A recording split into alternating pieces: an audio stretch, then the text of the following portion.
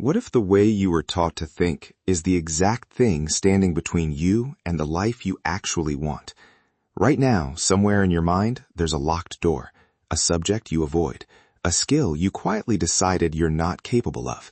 And every single day you leave that door shut, someone else is walking straight through it, taking the opportunities that were supposed to be yours. This isn't about intelligence. It's about a trap almost nobody notices they're standing in. By the end of this video, you'll see exactly how to break out of it. Welcome back. Today, we're talking about how to build a mind that thinks in more than one direction, and why the sharpest people in history refuse to be defined by just one skill. Most people are trained to master one subject, and then spend decades trapped inside it. They call it focus. Really, it's a cage they agreed to live in. A doctor sees disease. A lawyer sees contracts. Each one is staring at the same world through a single narrow window.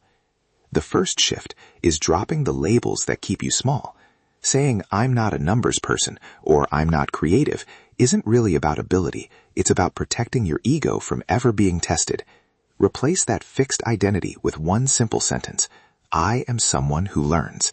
That one change turns every new challenge from a threat into fuel. The second shift is building real depth in one area while staying genuinely useful in several others, instead of collecting shallow trivia that falls apart the moment someone asks a real question. The third shift is chasing principles instead of facts.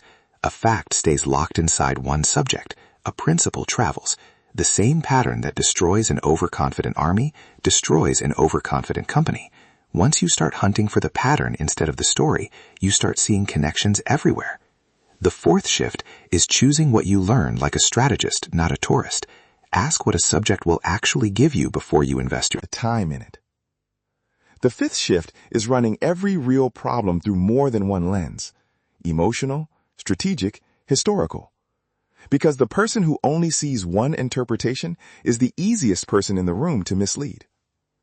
And the sixth shift is patience. None of this happens in a weekend. It compounds quietly, year after year, until one day you realize you're seeing what everyone else walks straight past. If this pushed you to think differently, even for a moment, hit like before you go. Subscribe so the next breakdown finds you, and drop a comment telling me which of these 6 shifts you're starting with today. See you in the next one.